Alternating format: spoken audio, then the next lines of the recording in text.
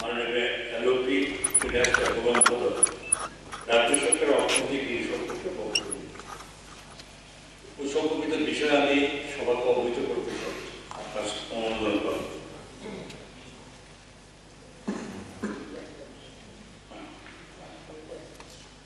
একটা নিয়েছে উনি যেটা বক্তব্য রেখেছিলেন, অ্যাকচুয়ালি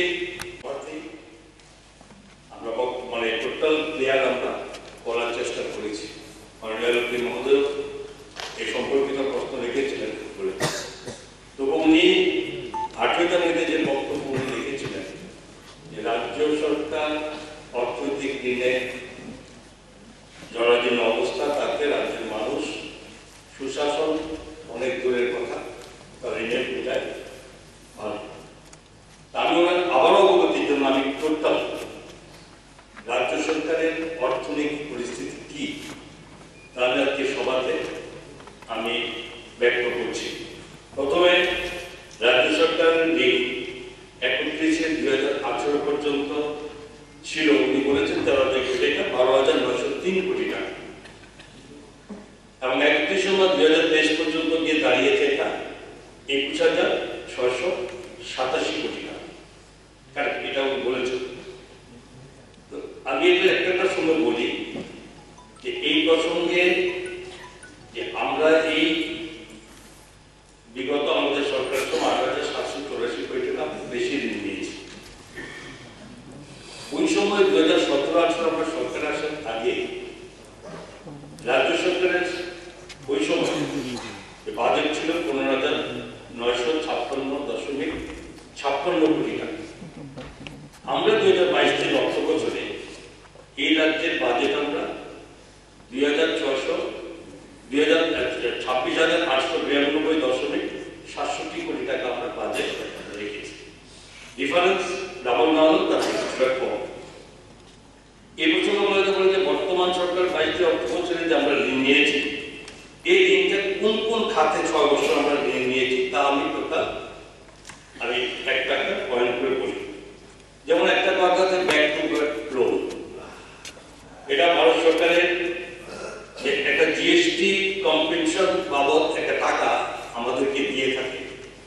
এটা আমরা সকলে জানি যে এই টাকাটা যেহেতু কোভিডের ছিল ওই সময় ভারত সরকারের অনেক ক্ষেত্রে কিছুটা তাদের ইয়ে ছিল, এবং কিন্তু সেখানে 627.37 কোটি টাকা আমাদেরকে এই টাকাটা আমাদেরকে দেওয়া হয়েছে। কিন্তু সেটা টাকা ফেরত দেবে ভারত সরকার, সেও ফেরত দেবে কবে? 50 বছর পরে, এবং তার জন্য 1 টাকা আমাদেরকে সুদ বহন করতে হবে না।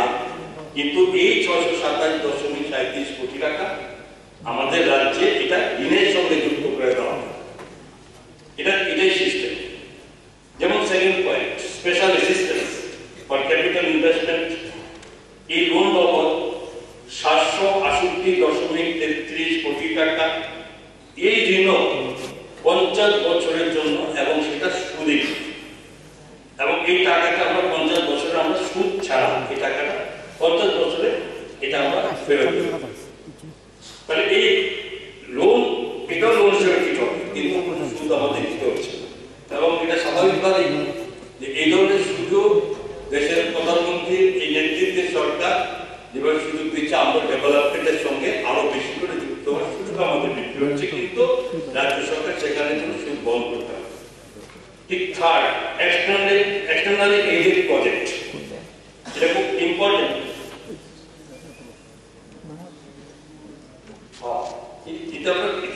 আমরা কি এরপরে দেখুন, এই যে এই প্রজেক্টের মাধ্যমে 66.59 কোটি টাকা আমরা এটাও ঋণ হিসাবে আমাদের দীর্ঘমেয়াদী ঋণ, এবং কম সুদের এই ঋণের 90% কেন্দ্রীয় সরকার বহন করে, পরিশোধ করে, আর 10% আমরা বহন করব। এবং এতে অবশ্যই এটা বলতে ঠিক, এই যে এক্সটার্নাল এইডেড প্রজেক্ট বিগত সরকার আমরা আসার আগে মাত্র 2টি এক্সটার্নাল এইডেড প্রজেক্ট ছিল।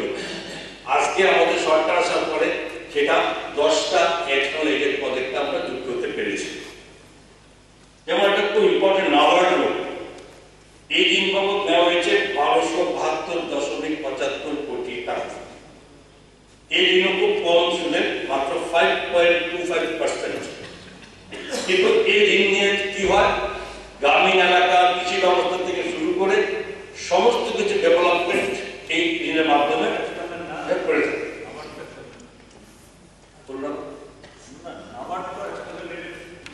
আলাদা পয়েন্ট বলেছি তো আপনাকে, আমি ওখান থেকে বেরিয়ে চতুর্থ নম্বর পয়েন্ট এসে মাননীয় সদস্য, এটা একটা নাম্বার হতে পারে, এটা একসাথে বলে নেওয়া বলিনি। তো এই জায়গাতে এইভাবে এটা আমাদের লোনে হয় কম ইন্টারেস্টে, সেটা এটাও দীর্ঘমেয়াদী আমার ঋণ দিতে হবে। এনসিডিসি এই ঋণ কোঅপারেটিভ সেক্টরকে ডেভেলপমেন্ট করার জন্য না হয়, এবং এর বাবদ আমরা 13.5 কোটি টাকা আমরা নিয়েছি। ঠিক আরেকটা এটা খুব মোস্ট ইম্পর্টেন্ট, যে স্টেট প্রভিডেন্ট ফান্ড আমাদের সরকার আসার পর রাজ্যের কর্মচারীদের জন্য 7ম পে কমিশন আমরা চালু করা হয়। এই 7ম পে কমিশন পাওয়ার পর প্রভিডেন্ট ফান্ডে কর্মচারীদের সাবস্ক্রিপশনের অ্যামাউন্ট ও যথেষ্ট বৃদ্ধি পায়, এবং যেখানে পিএফ এবং গ্রুপ ইন্স্যুরেন্স খাতে মোট ঋণের পরিমাণ ছিল কত ওই সময়, তাহলে এটা বামপন সরকারের সময় 1948.94 কোটি টাকা। আমাদের সরকার আসার পর সে বৃদ্ধি পেয়ে এটা 6220.69 কোটি টাকা এই ঋণের পরিমাণ হয়। এটা কর্মচারীদের এটা, এবং যদি আমি হিসাব করে দেখি 1948.94 বাদ দিই, আমাদের এই সরকারের সময় 4271.75 কোটি টাকা এই খাতে এটা ঋণ বৃদ্ধি হয়েছে। ওই যে 8784 কোটি টাকা, তার মধ্যে এই সমস্ত ঋণ যুক্ত হচ্ছে। এটা খুব ইম্পর্টেন্ট।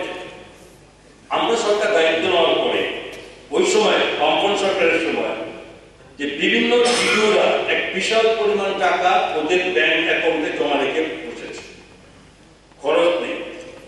কিন্তু এই সরকার এই টাকাটা কিন্তু লোনের মধ্যে এটা ইনক্লুড করা হয়, যেহেতু দেওয়া হয়েছে। তো আমাদের একটা ইনস্ট্রাকশন আমরা দেওয়া হয়েছিল আমাদের সরকার আসার পরে, যে প্রত্যেক যে ডিপার্টমেন্ট তার নতুন মানে ইনস্ট্রাকশন মোতাবেক 2 কোটি টাকার বেশি কোনো টাকা যাতে কারোর কাছে না থাকে, সেই টাকাগুলো অ্যামাউন্ট আমরা হিসাব করে দেখেছি, সেটাও প্রায় 965.79 কোটি টাকা। সেটা আমরা এটা আমাদের এই পরবর্তী সময়টা পর্যন্ত আমরা খুব কাজে লাগিয়েছি।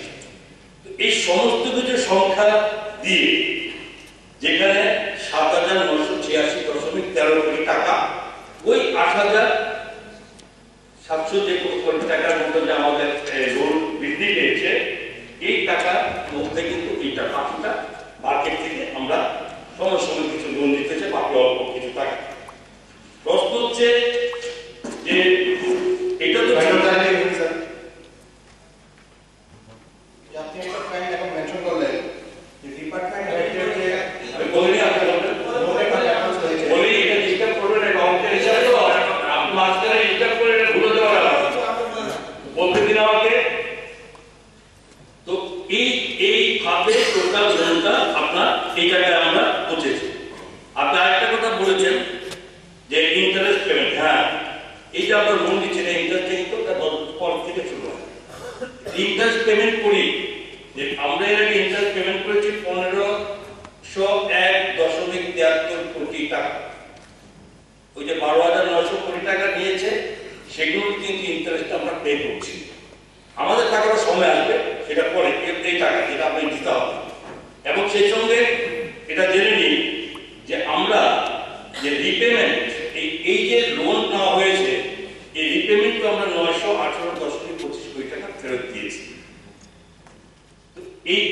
এই টোটাল এই হিসাবে এরপরে আসুন, সবচেয়ে বড় কথা হচ্ছে যে আমাদের যে এই যে ফিস্কাল ডিসিপ্লিন আমাদের এই রাজ্যের ভালোটা প্রমাণ। যেমন 2017-18 বামপন সরকার লাস্ট আমাদের আসার আগে তাদের টার্গেট ছিল যে তারা কতটা নিতে পারবে এই ফিস্কাল এই ডিসিপ্লিন অনুযায়ী। সেখানে 3.25% নেওয়ার কথা ছিল, ওনারা নিয়েছেন কত, অ্যাচিভমেন্ট করেছেন 4.74% বেশি। ঠিক 2021-এ আমাদের সরকার সময় আমাদের 5% আমাদের ছিল টার্গেট, কিন্তু আমরা নিয়েছি 2.54%, মানে অর্ধেক। আমরা সবটা এটা ফিল আমরা করিনি। 2021-22-এ যেখানে 4.5% আমাদের ছিল, সেখানে আমরা 0.91% আমরা করেছি। 2022-এ যেখানে 4% ছিল, সেখানে আমরা 1.5% আমরা করেছি। তো এগুলো টোটালি অর্থনৈতিক অবস্থা, এগুলো এটা দিয়ে প্রমাণিত হয় যে আমাদের এই সরকার এই আমাদের চলাকালে আমরা এইভাবে আমরা আর্থিক দিক থেকে ডিসিপ্লিন ওয়েতে আমরা করেছি। মাননীয় মুখ্যমন্ত্রীর নেতৃত্বে আমরা সরকার, এটা আপনাদের জানার উদ্দেশ্য হচ্ছে যে এটা যাতে কোথাও এরকম কোনো ভাবনা না আসে যে রাজ্যের সমস্ত মানুষ যে ঋণের দ্বারা জর্জরিত। 2017-18 অর্থ বছরে রাজ্যের যে ডেট জিএসটি রেশিও ছিল 29.51%, যা আমাদের 2022 অর্থ বছরে দাঁড়িয়েছে 29.27%, কমে আমাদের রয়েছে। এবং 2017-18 অর্থ বছর থেকে অনেক কম।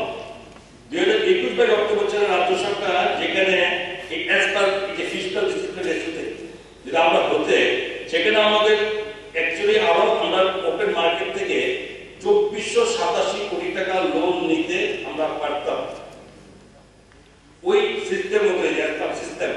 কিন্তু আমরা লোন নিয়েছি কত? মাত্র 300 কোটি টাকা। 2022-23 অর্থ বছরে যেখানে 2664 কোটি টাকা ওপেন মার্কেট থেকে নিয়ে আমরা যেতে পারতাম, সেখানে 1 টাকা আমরা ওপেন মার্কেট থেকে নেই। আমি এই পবিত্র বিধানসভায় সবাইকে অবগত করছি, রাজ্য অর্থনৈতিক অবস্থা যথেষ্ট ভালো। মাননীয় মুখ্যমন্ত্রী অবস্থা ডাক্তার মানুষের নেতৃত্বের সরকার যে সুশাসন যে আমরা করেছি, প্রথম পর্যায়ে শেষ দ্বিতীয় পর্যায়ে এসেছি, এবং দেশের যশস্বী প্রধানমন্ত্রী নরেন্দ্র মোদীজি যিনি নির্দেশ পাওয়ার যে লক্ষ্য, তাকে সামনে রেখে আমাদের সরকার মাননীয় মুখ্যমন্ত্রী আমরা সেখানে এগিয়ে যাচ্ছি। কোথাও এমন কোনো খাবার কারণ নেই অযথা যেখানে মানুষের যাতে কোথাও না ভুল বোঝাবুঝি হয়।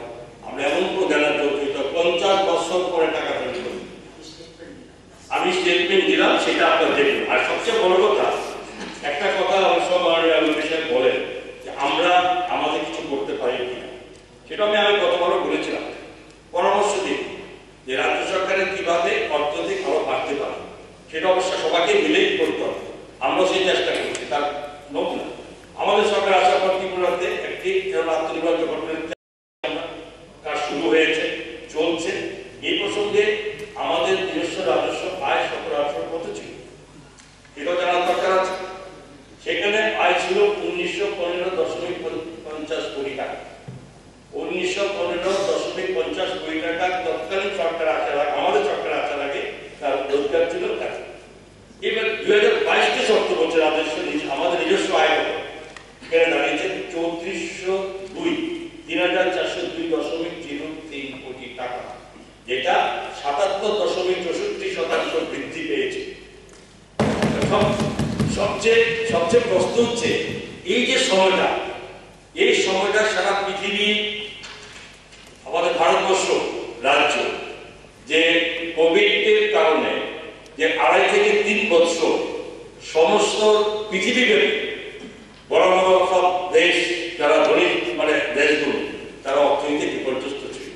কিন্তু আমাদের ভারতবর্ষের মাননীয় যশস্বী প্রধানমন্ত্রীর নেতৃত্বে সরকার আমরা সমস্ত মানুষকে রক্ষা করতে শুরু করে সারা দেশে যাতে কোনো মানুষ না খেয়ে থাকে তাকে খাদ্যের যোগান দিয়ে যাওয়া, রাজ্য সরকারের মাননীয় মুখ্যমন্ত্রীর নেতৃত্ব আমাদের সরকার, আমরা সেই ব্যবস্থা রাজ্যের মানুষের জন্য করেছি। রাজ্যে কোনো ডেভেলপমেন্ট কাজ কোন রকম ভাবে আমরা সেখানে বন্ধ রাখিনি। আমরা একই কিছু সময়ের মধ্যে আমরা সেই কাজগুলো করার চেষ্টা করেছি। এবারে প্রশ্ন হচ্ছে সুশাসন, এবং এভাবে তো যে যেভাবে দেখে সুশাসন, আমরা আমাদের মতো কেউ বিভিন্ন দেখতেই পাই, বিভিন্ন ব্যাখ্যা করতে পারি, কিন্তু সুশাসন যাদের জন্য করা হয় তারা যদি সঠিকভাবে সুশাসন দেখে তাহলে কোনো দুঃখ আমাদের সরকারে থাকবে না। এবং আমি আশা করি এই সম্পর্কিত ব্যাপারে আমি যতটুকু আপনার দেওয়ার চেষ্টা করেছি এটা সার্বিক